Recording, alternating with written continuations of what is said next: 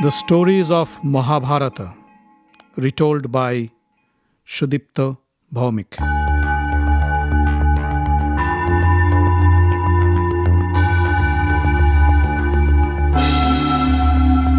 Dear friends, welcome to another episode of The Stories of Mahabharata. In the last episode, we heard the story of how Draupadi got married to the 5 Pandava brothers, an incident that has no parallels in the world literature.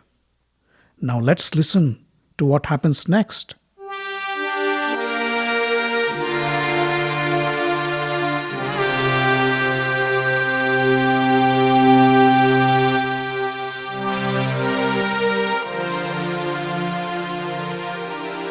The news of Draupadi's marriage reached Duryodhana while he was traveling back to the palace. Duryodhana was furious. Not only did the Pandavas survive the fire, but they have also won Draupadi's hand in marriage.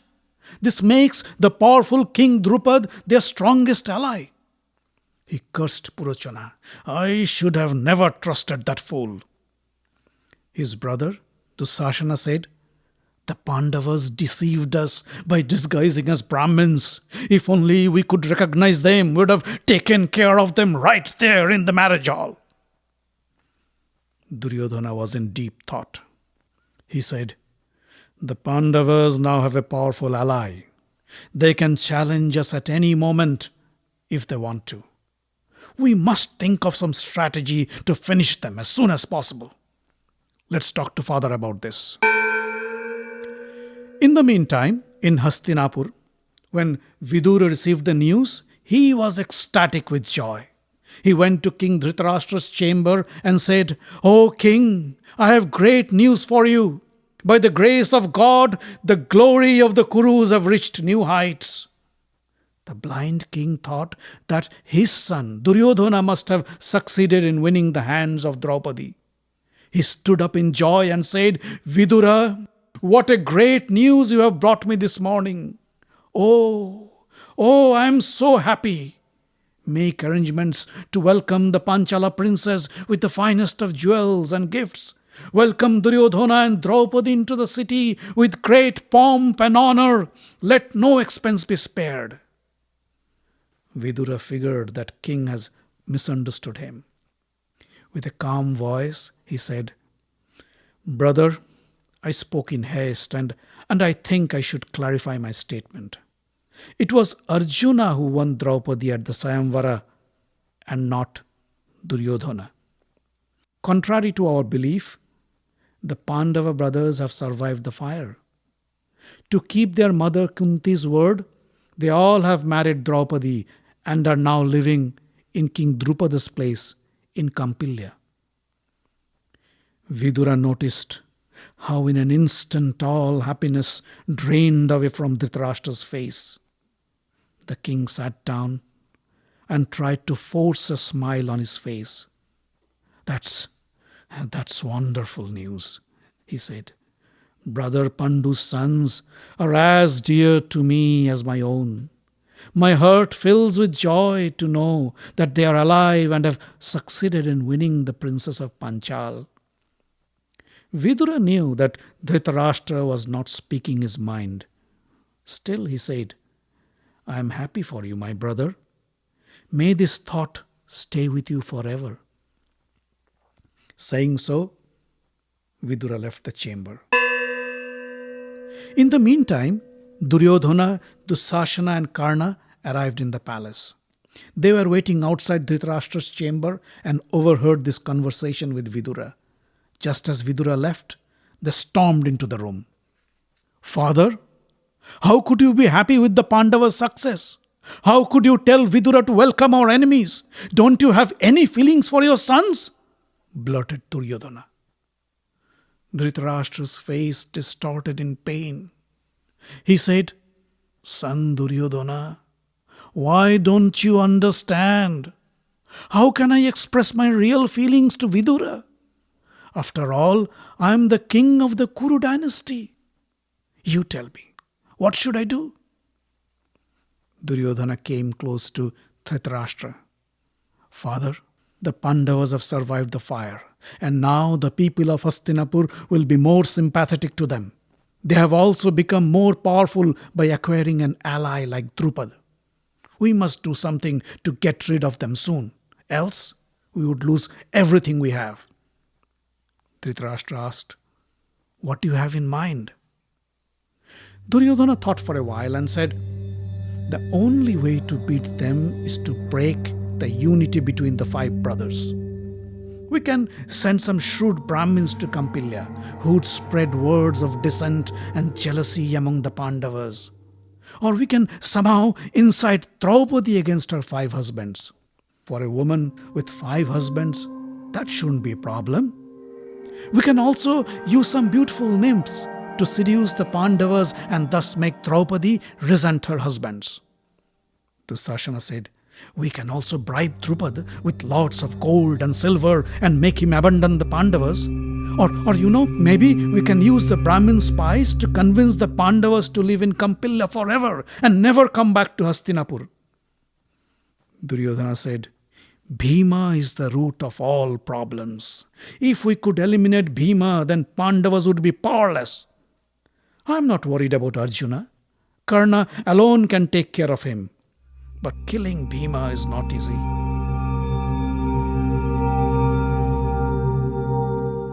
How about we send some assassins who would enter Drupad's palace in secret and kill Bhima? This would render the Pandavas powerless. Or here is another idea. Maybe we should invite them to Hastinapur. And when they entered the city and dropped their guards in joy, we could ambush them and kill them with the help of some sharpshooters. We can use any method, but we must keep trying until we succeed in neutralizing them. Karna, what do you say? Karna nodded his head and said, "My friend, I am afraid I do not agree with any of your suggestions. They are of no use against the Pandavas. You will never be able to break their unity by any sly means. They are 5 bodies, but of a single soul. Else, why would they agree to marry the same woman?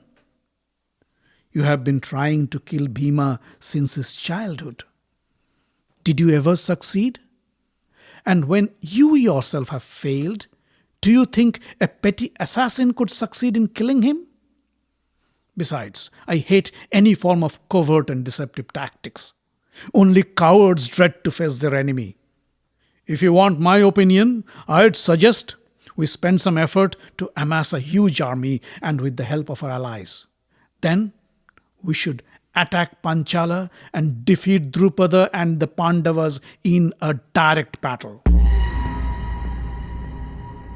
We have no dearth of gallant warriors on our side. We should be able to crush them without any problem." Duryodhana felt excited. But before he could say anything, Dhritarashtra spoke. "Karna, you have spoken like a real hero, like a proper Kshatriya. But I think I should also take counsel from Bhishma, Vidura and Drona. Without their support, we cannot fight the Pandavas. Come to the assembly hall and I will take a decision after listening to them." Karna looked at Duryodhana, who grimaced in frustration. They both knew that the Pandavas were the favorites of Bhishma, Drona and Vidura. They would never support any plan against the Pandavas. But they couldn't say anything in protest and followed Dhritarashtra to the royal assembly. There, in front of Bhishma, Drona, Vidura and others, Dhritarashtra explained the gravity of the situation. "When we came to know that my beloved nephews were killed in the fire of Varanavata, we were all heartbroken. But then, with a heavy heart and with your permission, I proclaimed Duryodhana as the crown prince of Hastinapur. God only knows how glad I am to know that my brother Pandu's sons have survived the fire and are alive and well. But if the Pandavas now come back and stake a claim to the throne by force, which now belongs to Duryodhana, it can blow up to be a major conflict. The Pandavas are not alone either. They have Drupada by their side. We may be left with no other option but to fight, and I shiver to think of the consequences. How can we prevent such a destructive war? Karna was suggesting that we launch a preemptive strike and eliminate the problem before it even gets a chance to surface. But without your approval, I cannot take any such drastic measure. I seek your counsel. Please guide me. Bhishma stood up and said, I can never support a war against the Pandavas. To me, the sons of Pandu and Dhritarashtra are all the same.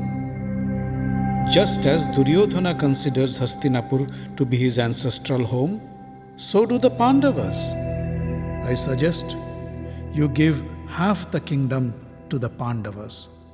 That will be the best course of action, one that is most appropriate of a Kuru descendant. He paused for a moment and then continued. We are lucky that the Pandavas are alive and well. When I heard of their death in Varanavata, I was not only heartbroken, but was also ashamed of myself as a Kuru descendant. I was ashamed to show my face to any living being.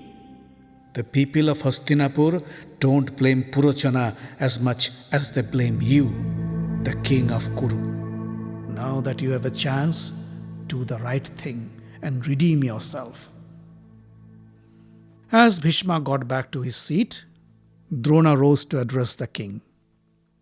O king, a true friend is one who, when asked for counsel, speaks the truth and guides you to the right path. Our wise friend Bhishma has given you the right advice, and I agree with him with all my heart. Share the kingdom with the Pandavas, and that will benefit all. I suggest you send a messenger to Panchala with precious gifts for King Drupad and his family. Let the messenger tell him how glad you are to know that the Pandavas are alive and safe under his guardianship. Let him also tell Drupad how glad you are with this new alliance with the Panchala kingdom. The messenger should then ask Drupada's permission to bring back the Pandavas to Hastinapur. When the Pandavas arrive at the gates of Hastinapur, let Dussasana and Vikarna greet them and escort them to the palace. There, you would receive your nephews and your daughter-in-law Draupadi with proper rituals and affection, and then give Pandavas their due share of the kingdom and install Yudhishthira as the king. No sooner Drona finished his speech, Karna jumped upon his feet and said, O king, Bhishma and Drona have lived their life of luxury with your wealth and generosity. And now they give you advice that does not serve your interest. What can be more ironic? Please keep in mind, a person's happiness or misfortune depends on his fate and destiny and not on his friends. If it is your destiny to remain the king of Hastinapur, then nobody can take it away from you. If not, then it doesn't matter how hard you try or who you have as your friends. You won't be able to keep your throne. Now it is for you to decide whose advice you should accept and whom to ignore. Drona replied, Karna, you are an evil person, and that's why you consider our advice as evil. O King Dhritarashtra, one thing I can tell you for sure. If our advice is not followed, I warn you, the Kurus would be exterminated in no time. Karna was about to get up again, but Vidura interrupted. King, your friends have indeed spoken in your interest, but it is of no use if you don't pay any heed to them. You will find no better well-wisher than the great Bhishma and Drona. They are not only impartial, but they are the wisest friends you will ever have. You should realize that it is impossible to defeat the Pandavas by force. Not only they are the most powerful warriors in the world, they also enjoy the support of the mighty Balarama and Satyaki. Lord Krishna is their advisor. King Drupada is their father-in-law, and the gallant Prince Drishtadumna is their brother-in-law. They have the might and resources to defeat any enemy. I urge you not to listen to the evil advices of Duryodhana, Karna, and Shakuni. They are foolish and devoid of any decency. All the ministers in the court greeted Vidura's comment with a loud applause. Dhritarashtra realized that it was not the time to go against the elders. He stood up and said, Bhishma, Drona, and Vidura have spoken wisely and in the best interest of the Kuru dynasty. Yudhishthira and his brothers are as much my sons as they are of Pandu. Vidura, I would like to request you to go to Panchal right away and bring our beloved Pandavas to their home with dignity and honor. Soon Vidura left for Kampilya, the capital of Panchal, with carts full of gold and other precious gifts for King Drupada and the Pandavas. Drupad welcomed Vidura with open arms. The Pandavas and their mother Kunti were also delighted to see Vidura after a long time. Lord Krishna and his brother Balarama, who were in Kampilya as guests of Drupada, also greeted Vidura and paid their respects. Vidura then approached King Drupad and said, O king, I come here as the emissary of the great Kuru king Dhritarashtra. He has asked me to tell you how happy he is with this alliance with you and your family. He welcomes you to the greater Kuru family and wishes for an everlasting friendship. Drupad said, The feeling is mutual. I feel proud and honored to have the mighty Kuru family as our alliance. Vidura smiled and said, Our king, the Kuru family, and the people of Hastinapur have missed their dear Pandava princess for a long time. With your kind permission, I would like to take them back to Hastinapur, their home. The Kuru women are also eager to meet their daughter-in-law, Panchali. Drupada said, Vidura, your request is well justified and I have no objection at all. If Yudhishthira and his brothers wish to go, and if Krishna and Balarama agrees, you are most welcome to take them with you. Krishna, of course, had no objection. Soon, with a heavy heart, King Drupada and the city of Kampilya began to prepare for the departure of their daughter Draupadi to her in-laws' house. After a long journey, the Pandavas, along with their mother Kunti and their bride Draupadi, arrived at the gates of Hastinapur. At the request of Yudhishthira, Krishna and Balarama also accompanied them. Drona, Kripa, Vikarna and many other Kuru ministers greeted them at the gates. They escorted the Pandavas in a royal procession with pomp and grandeur.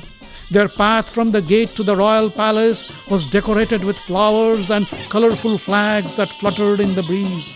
A band of musicians followed them playing joyful music. The citizens of Hastinapur greeted their long-lost princess with loud chants along the road. They showered flowers on them and bowed in respect when Krishna and Balarama's chariot passed by. As they entered the palace, Dhritarashtra welcomed them with open arms. The Pandava brothers bowed in front of Dhritarashtra to pay their respect. Dhritarashtra pulled them to his chest in a warm embrace. Tears flowed from his blind eyes. The Kuru women greeted the new bride Draupadi with garlands and gifts. Gandhari greeted Draupadi with a warm embrace. But as she smelled Panchali's fragrant body, she remembered the prophecy. Draupadi would be the cause for her son's death. She shivered inside, but retained the smile on her face. Duryodhana, Dussasana, and Karna received the Pandavas with a cursory greeting. They were more concerned about their father Dhritarashtra and wondered what action he'd take about the inheritance of the throne. But Dhritarashtra made no statement about the future of the kingdom. And everybody, although happy, were anxious to know what would be the fate of the Pandavas in Hastinapur.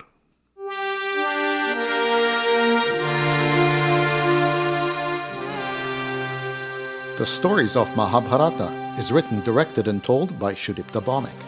Audio engineering, original music, and sound design by Avi Ziv. The podcast is distributed under the Creative Commons non-commercial license. Find us online at facebook.com/Mahabharata Podcast. Join the group for updates and news. Subscribe to the podcast using iTunes or any podcast catcher.